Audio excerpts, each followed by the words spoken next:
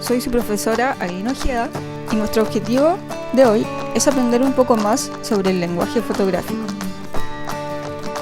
Para esto voy a citar una frase de Henri Cartier-Bresson, quien fue uno de los principales fotógrafos del siglo XX, el que dice lo siguiente: la composición tiene que ser una de nuestras preocupaciones constantes, pero en el momento de fotografiar no puede ser más que intuitiva, ya que nos enfrentamos a instantes fugitivos en que las relaciones son móviles. Con esto el artista quiere decir que en nuestra vida sacar una fotografía tiene que ser algo muy rápido, pero no por eso tenemos que dejar de lado lo que es la composición, la cual debemos tratar de internalizarla a través de la práctica. Pero, ¿qué es la composición? La composición visual, en general, no solo la fotografía, se entiende como la forma de ordenar diversos elementos dentro de un formato dado. Estos elementos se llaman elementos formales. Un ejemplo de ellos son el punto, la línea, forma, volumen, textura, el tono, el contraste y el color. El punto es considerado como el centro de interés o foco de atención dentro de una fotografía. No está delimitado por un punto en concreto, sino que, como lo veremos a continuación. En esta imagen, por ejemplo, tenemos una chinita que está enfocada sobre un fondo desenfocado.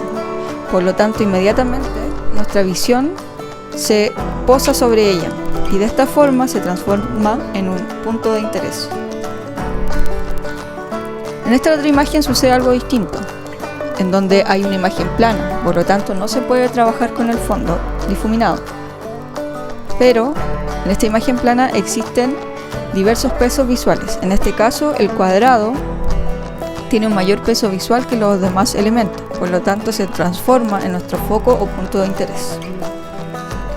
Otro elemento muy importante dentro de los elementos formales de la fotografía es la línea. Esta se puede posicionar de diferentes formas, pero sirve para guiar nuestra mirada. Estas podrían ser reales o no, y se leen siguiendo una dirección. Por ejemplo, acá tenemos una imagen de Linares, en donde vemos una línea imaginaria, en este caso, que está realizada a través de la repetición de una serie de elementos amarillos, en donde nuestro cerebro las puede guiar como una línea. Acá en este otro caso vemos todo lo contrario, vemos una línea más real, que está dada por este tren, el cual nos invita a guiar nuestra mirada y avanzar sobre la imagen hasta llegar en el fondo en donde hay un personaje. Pero también podemos clasificar las líneas para tener un orden. Por ejemplo, las líneas horizontales. Dentro de la fotografía se nos dice que las líneas horizontales generan o transmiten estabilidad, calma y reposo, y también sugieren distancia y amplitud. Es por esto que, por ejemplo, cuando vemos una fotografía de paisaje o amplia, por lo general se ocupa una línea horizontal que nos dé amplitud. También podemos ver acá otra foto de Bresson, en donde trabaja la línea horizontal tanto como el cuerpo humano que se ve ahí, como con esta especie de muro que hay en el fondo. También están las líneas verticales. Estas, por regla general, siempre se imponen a las líneas horizontales y toman un mayor protagonismo en la escena. Son capaces de hacernos llegar a la sensación de fuerza, firmeza o crecimiento. Por ejemplo, es muy típico que cuando vemos fotos de una inmobiliaria o de edificios, se saquen fotos desde abajo, pronunciando más aún las verticales, con el fin de transmitir grandiosidad. En esta foto de Catherine Cooper vemos a un personaje, el cual sería nuestra línea vertical, y en el fondo el camino sería la línea horizontal. pero si se dan cuenta es la línea vertical la que prevalece. Otro tipo de líneas son las líneas curvas. Estas aportan dinamismo a la imagen, pero de una forma más calmada. La progresión de la curva aporta el dinamismo que carecen las líneas rectas. Por ejemplo, en esta foto de Sergio Larraín, un gran fotógrafo chileno, vemos a una persona situada dentro de esta composición con líneas circulares, en donde genera un dinamismo, ¿cierto? Y esta persona que está posada en la fotografía sería nuestro punto de enfoque. Acá hay también otra fotografía muy interesante, ya que la línea curva que presenta Sergio Larraín en esta fotografía es imaginaria, ¿ok? Si se fijan, los personajes presentes en la imagen, al unirlos imaginariamente, forman una línea curvada, casi como una espiral, lo que es muy interesante compositivamente. La línea oblicua. La línea oblicua es otro tipo de línea y que está basada en las líneas que convergen hacia un punto. Las líneas oblicuas dan sensación de movimiento, de inestabilidad y aportan ritmo a las composiciones. Por ejemplo, en esta foto de Robert Dosnois, en donde vemos líneas oblicuas, ¿cierto?, que convergen en un punto. Esto nos da profundidad. En este caso, nos invita a introducirnos en la fotografía. Y en este otro caso es una fotografía distinta, pero en donde esta línea oblicua rompe con la horizontalidad del fondo. Por lo tanto, llama nuestra atención la forma. Todas estas líneas pueden perfilar una forma, y a veces esta se transforma en el elemento más importante de la fotografía. La forma está en todas partes, eso sin duda lo sabemos, pero a través de la fotografía podríamos intencionarla aún más. Por ejemplo, a través de los contraluz.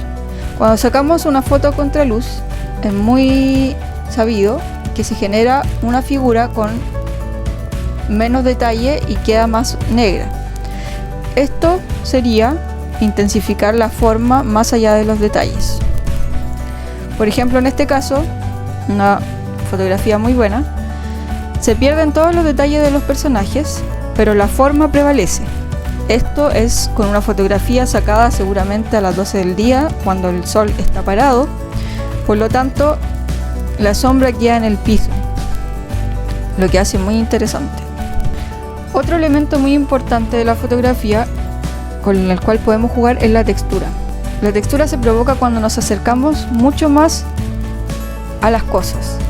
Al acercarnos podemos ver detalles que son casi imperceptibles, y estas, al sacar una fotografía, se transforman en texturas visuales, las que seguramente al tacto también tienen cierta rugosidad. En este caso, por ejemplo, hay una textura de flores. Al acercarnos se pierde la forma general, pero queda solo la textura de este conjunto de flores. Otro punto muy importante es el color. El color nos sirve también para intencionar nuestra foto. En este caso, por ejemplo, el artista trabajó con una paleta de color armónico entre los amarillos y los verdes claros. En este otro caso, contrario al anterior, el artista trabaja con contraste de color, en donde hay un fondo blanco que prevalece y contrapone el rojo con el azul. Acá, por ejemplo, el artista trabajó la fotografía con los colores primarios, rojo, azul y amarillo. También muy interesante.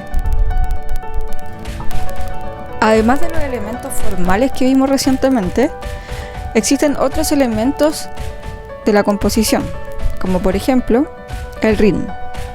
El ritmo muchas veces lo asociamos con la música, pero también el ritmo lo podríamos asociar a elementos visuales, y consiste en la repetición rítmica de líneas y formas. En esta fotografía vemos una escalera con un personaje que sería nuestro punto focal, pero está casi en su totalidad llena de líneas que conforman un ritmo visual. En este caso vemos una fotografía en donde también utilizando personas podríamos crear un ritmo visual, de que estos niños se encuentran casi en la misma posición, el color es blanco y negro, por lo tanto todos tienen más o menos las mismas características visuales. Por otro lado tenemos esta fotografía muy buena de Albert Hope, que la sacó en época de dictadura, en donde podemos apreciar que el ritmo se genera por las personas, las cuales conforman líneas verticales con sus piernas. Otro elemento compositivo sería la perspectiva. Esto es parecido a la línea oblicua, ya que las líneas que lo componen todas convergen en un mismo punto, generando la sensación de profundidad. Esta es la perspectiva más común que conocemos. Si ustedes se posicionan en una calle, el fondo será más pequeño. También existen otro tipo de perspectivas, por ejemplo esta que es circular, en donde parte unas personas en primer plano, pero a medida que avanza la fotografía, esto se va achicando, generando sensación de profundidad. Y por último tenemos esta perspectiva que se podría llamar de escala, en donde podemos jugar con la realidad, dependiendo de dónde nos posicionemos. Por ejemplo, aquí aparece esta escultura, que tal vez no era tan grande como el avión, pero dependiendo de dónde nos posicionemos podríamos generar esta ilusión.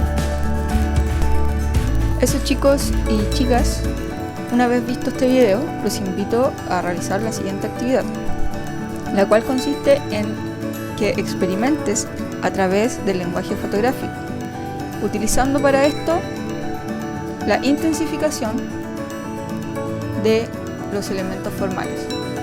Para esto les pido que saquen 6 fotografías que correspondan a alguno de los elementos vistos en clases. Por ejemplo, el punto, la línea, forma, ritmo, repetición, etc. Luego les solicito que ingresen esto a un PowerPoint, hagan una portada con su nombre y en el título pongan el nombre de esta serie fotográfica. Posteriormente, en las diapositivas siguientes, ubiquen sus fotografías, cada una en una diapositiva, y abajo ponen cuál o cuáles elementos se están intensificando en una determinada foto. Por ejemplo, en una podría estar la línea y el ritmo de manera paralela, o en una solamente podrían ustedes decir que están intensificando la línea. Eso, chicos, espero haya quedado muy clara la explicación. Si tienen alguna consulta, no duden en preguntarme. Saludos, un abrazo a todos y a todas.